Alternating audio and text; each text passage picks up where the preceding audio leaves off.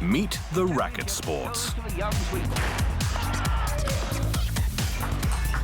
When hitting a ball with a flat surface or your foot just isn't good enough, a racket is called upon to shake things up. Some racket sports are played in the great outdoors for all the world to see. Others are played in glass houses, where its competitors are cheered on like penguins at a zoo. But whether they use green fuzzy balls, bouncy balls or birdies, outwit and out-hit the opposition and victory is yours. In racket sports, all eyes are on you alone, so there's no hiding from the truth.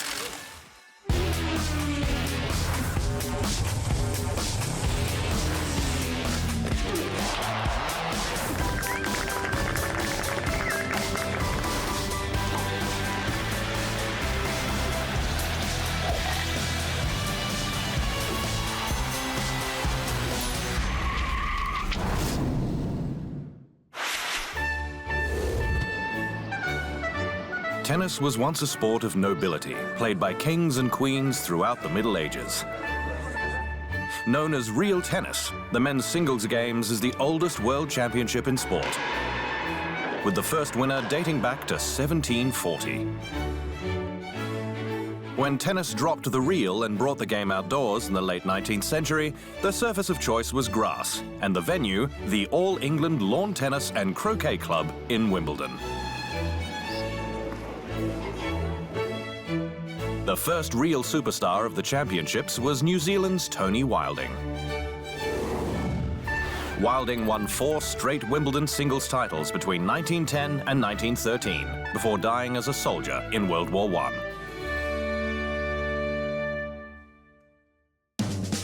The oldest tennis tournament in the world, dating back to 1877, had to wait 67 years before Sweden's Bjorn Borg surpassed Wilding, winning 5 straight titles between 1976 and 1980. Known as the rock star of tennis, Borg became the sport's first heartthrob.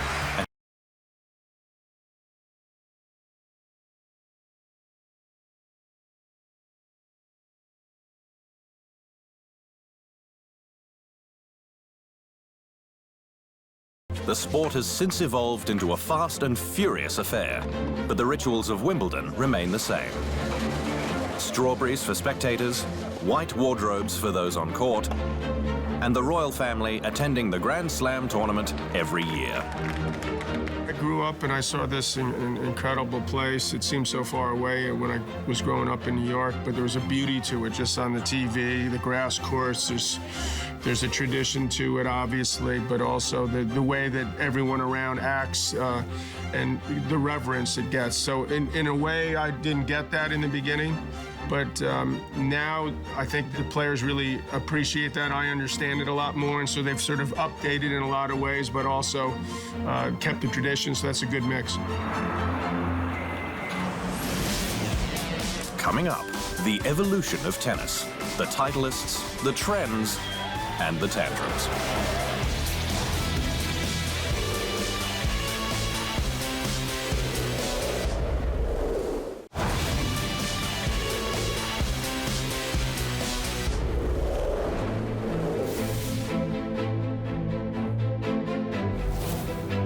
There once was a time in world tennis when it didn't pay to play.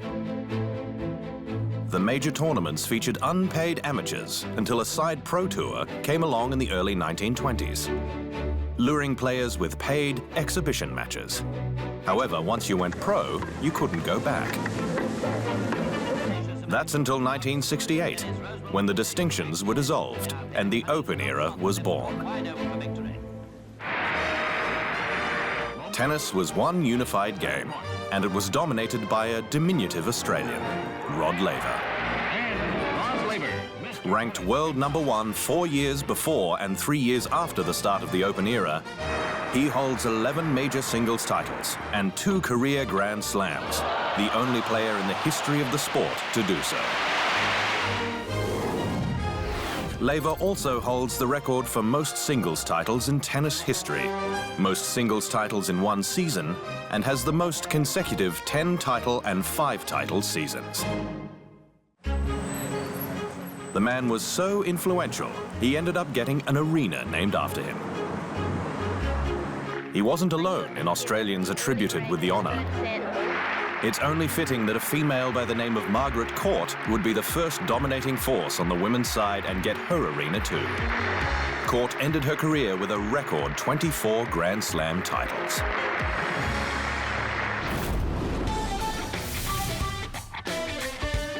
The 70s saw Bjorn Borg make the men's game a global phenomenon.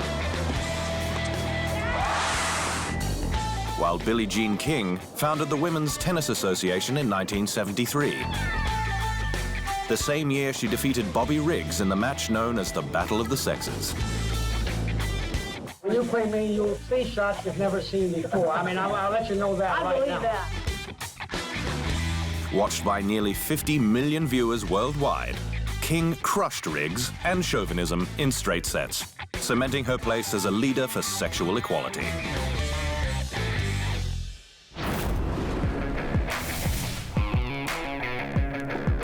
Early 80s tennis had a colorful competitive edge, and leading the way was American John McEnroe. He definitely could walk the walk, having won 7 Grand Slam singles titles, 9 Grand Slam doubles titles, and 1 Grand Slam mixed doubles title. But McEnroe also talked the talk. And while purists will remember him as one of the best volleyists of all time, he may best be known for his slew of on-court outbursts, and in particular, a phrase he made famous during his attack of an umpire at Wimbledon in 1981. You cannot be serious! Meanwhile, on the women's side, Martina Navratilova owned 80s tennis, becoming the only athlete, either male or female, to win 8 different tournaments at least 7 times. The Czech-American won 18 Grand Slams, 31 major doubles titles, 10 mixed doubles titles, and, defying time, she went 27 years between her first and record-tying 20th title at Wimbledon in 2003. Navratilova lost only 6 matches between 1982 and 1984 and was named Female Athlete of the Decade. And while it seemed no female would ever be as dominant as Martina, a young German named Steffi Graf beat her in the 1987 French Open final and tipped the scales of tennis history heavily in her favor.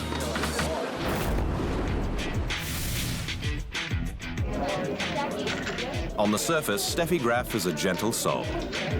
But on any tennis surface, she turns ice cold with a cannon of a forehand, determined to destroy anyone in her path.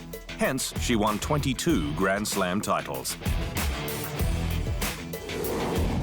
Graf is the only tennis player, male or female, to have won each Grand Slam at least 4 times, and finished her career with 107 titles, topping the world rankings for an incredible 377 weeks.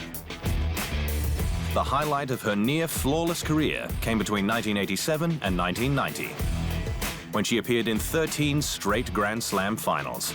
And in 3 Australian Open tournaments during that time, she only lost 1 set. In 1988, she pulled off a golden slam, taking the Olympic singles gold medal in Seoul. On the men's side, 2 Americans who were complete opposites battled it out for top spot on the ATP Tour. Pistol Pete Sampras was as dry as they come, having methodically crushed the opposition with his pinpoint serves. Andre Agassi was the heartbreaker on tour, with his outlandish hair and apparel making him a dream with both the sponsors and the ladies.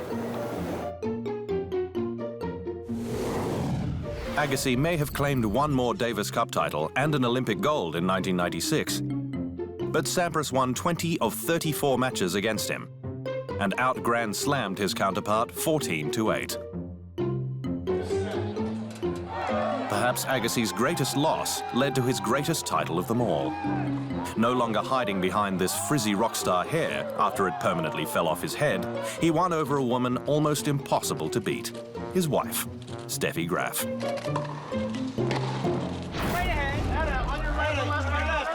While Graf was winning title after title, another female was winning over wall space in teenage boys' bedrooms all over the world. Russia's Anna Kournikova never won a Grand Slam, but her power in the media was unparalleled, having become the most searched athlete in the world on the internet. Kournikova may have failed on court, but off court, she made women's tennis a marketing dream.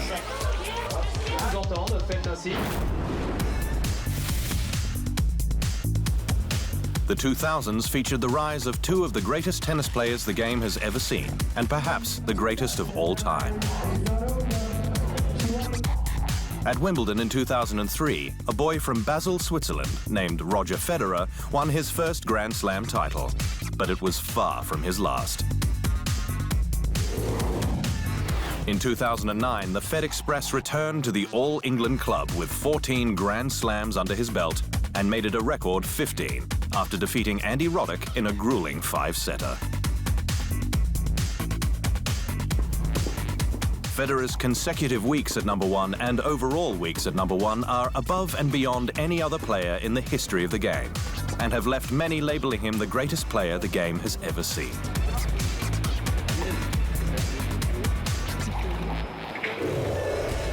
You're either a clay court, grass court, or hard court specialist. Or you're Roger Federer, said 8-time Grand Slam winner Jimmy Connors.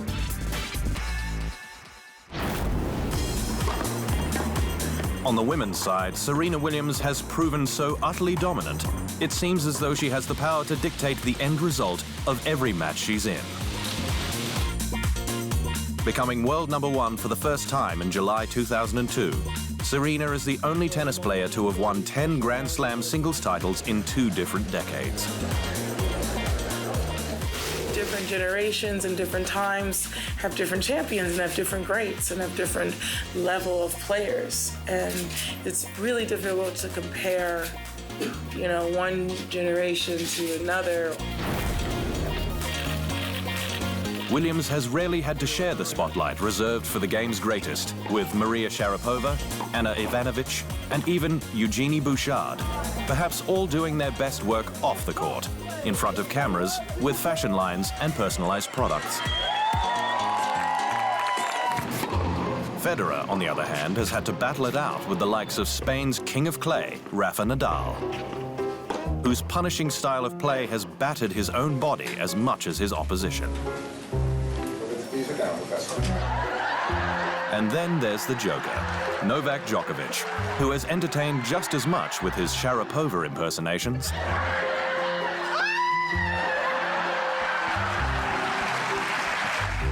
as with his acrobatic and ultimately successful style of play, leaving many feeling he is the next great tennis name to add to the list. After the break, squashing the myth these sports are for wimps.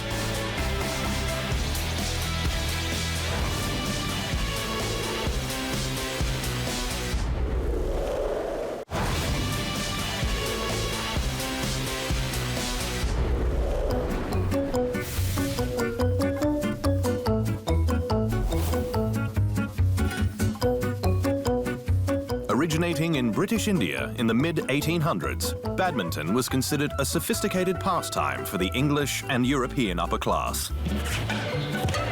It's evolved through the years, but its stigma remained the same.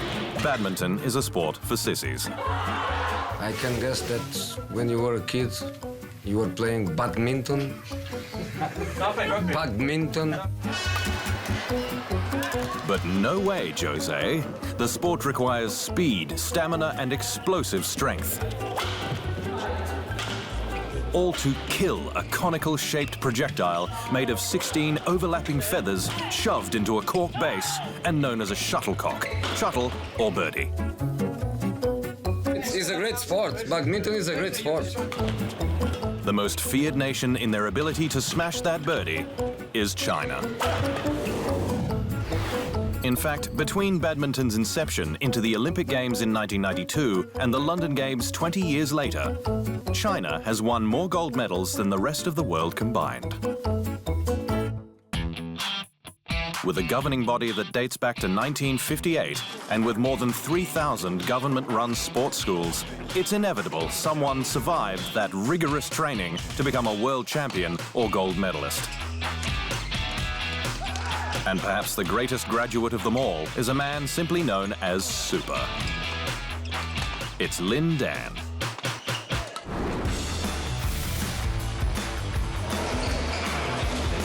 Trading piano lessons for badminton lessons at the age of 5, Lin is considered the greatest singles player in the history of the game. And because of this, he's also its greatest ambassador. I hope one day people will think of badminton as soon as they mention tennis. Both are racket sports, but differ in a lot of ways. It needs hard work from a lot of people, generation after generation. But we must start developing the sport right away.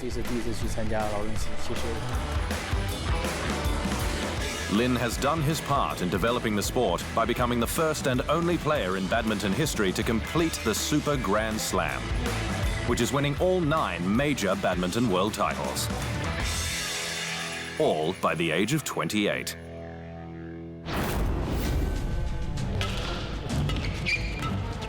Lin has become a badminton hero in an unconventional and un-badminton sort of way. Tattooed and temperamental, his fiery demeanor has seen him publicly lash out at coaches and colleagues in the past. China might love their good guys, but it's Lin Dan who puts the bad in badminton.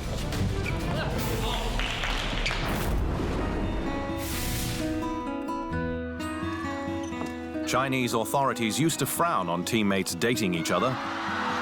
But since the nation has adopted a more modern attitude, the national badminton team has become a hotbed of romance. Lin Dan married former world #1 Xi Jinping in 2012, inspiring the mixed doubles pairing of Zhang Nan and Zhao Yonglei, making Olympic history in London by becoming the first boyfriend and girlfriend duo to win gold medals together. The two celebrated the feat by getting married in 2013.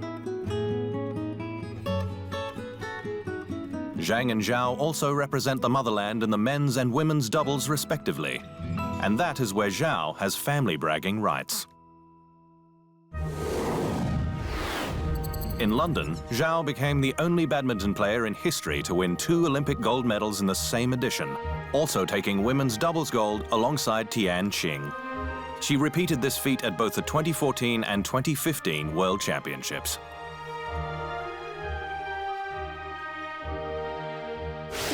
I'm really happy. And actually, I have not thought about how many gold medals I've won. I am just pleased that all my effort has paid off. I really envy her. I also hope that I can work harder and then have some breakthroughs for myself in men's doubles.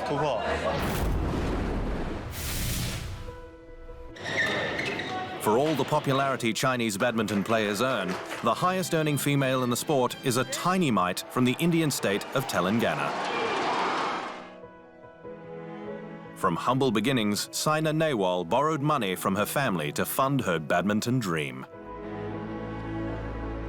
I just started playing for fun because, we shifted to a different place because my father got promoted.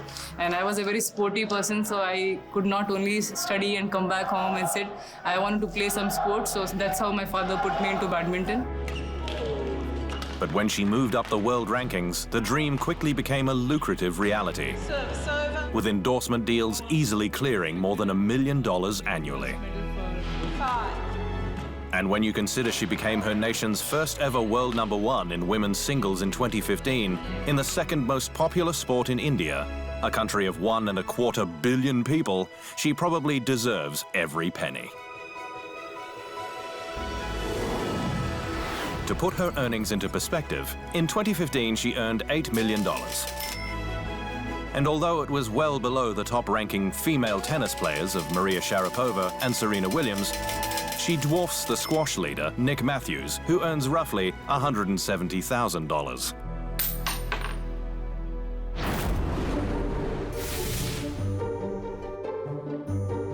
Invented in the 1830s as a school sport using a squashable ball, squash has evolved into a fast-paced game in a box dominated by the country of Pakistan and, more importantly,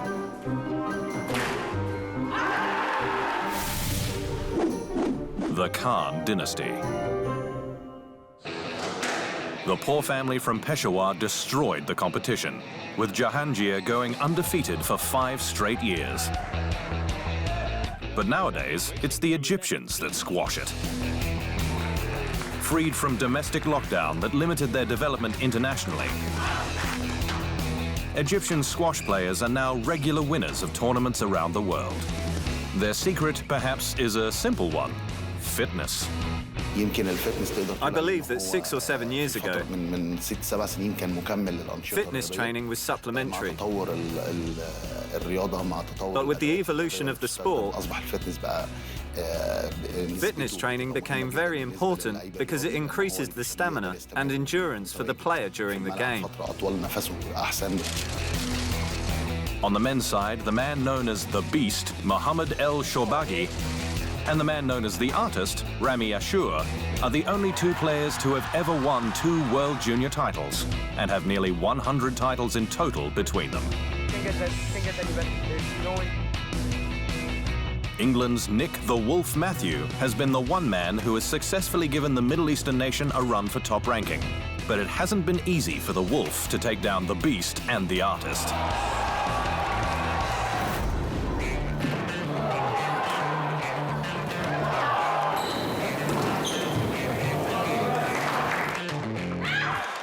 Women's squash, meanwhile, has seen the rise of Raneem Al-Walili, the first Egyptian female to be ranked world #1. But like the sport itself, her road to the top has flown under the radar. In Egypt, for you to be known, for you to have someone hearing about you, you would have already reached your goal. Like, you're talking to me today because I'm #1. But I've been playing squash for 20 years. Nobody knows that. So that's the thing. We need support from the beginning of the road, not at the end. Let it be known, it's a tough task to squash a squash player. Still to come, the evolution of smashin' tennis fashion.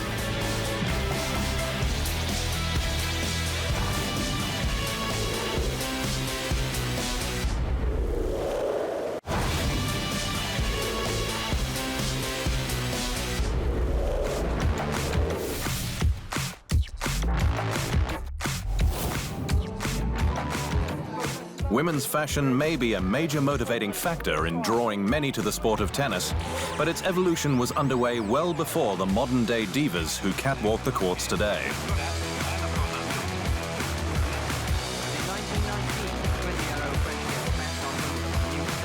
The fashion evolution has been a swift one, with Suzanne Lenglen shortening her skirt to mid-calf and wore a headband in the 20s. 17-year-old Maureen Connolly has been having fun looking over the clothes she'll wear at Wimbledon. The 50s, 60s and 70s saw even more fabric disappear, with player-turned-designer Ted Tinling inventing short shorts for Maureen Connolly and waffle skirt pieces for Billie Jean King.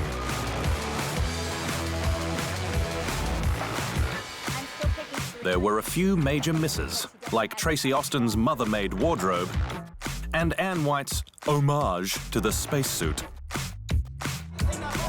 But as years have gone by, things have become even more refined and perhaps even more out there. Designer names have littered the tennis world, with the Williams sisters wearing some Nike pieces with mixed reviews, and Maria Sharapova wearing tuxedo-like outfits and Tiffany jewelry. The fashionable Russian has won each of the 4 majors in her career, but she's earned even more money thanks to commercial endorsements and sponsorships that list her as the world's highest-paid female athlete, even when she doesn't win a thing.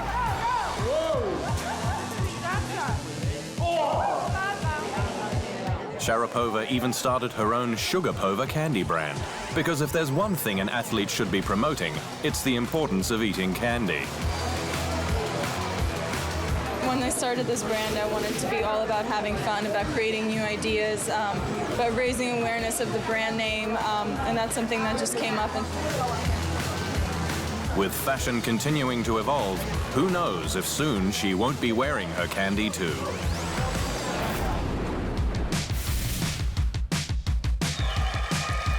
Now, Mr. Djokovic, ladies and gentlemen... Racket sports resemble old-school warfare without the gunfire, because the goal is to pepper your opponent's territory with forehands, backhands, volleys, smashes, and a few little tricks in between, until they can hold the fort no more.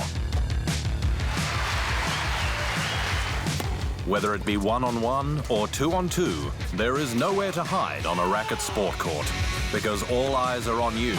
Every move, game, set, and match. And that is the truth. Takes it on his third match point.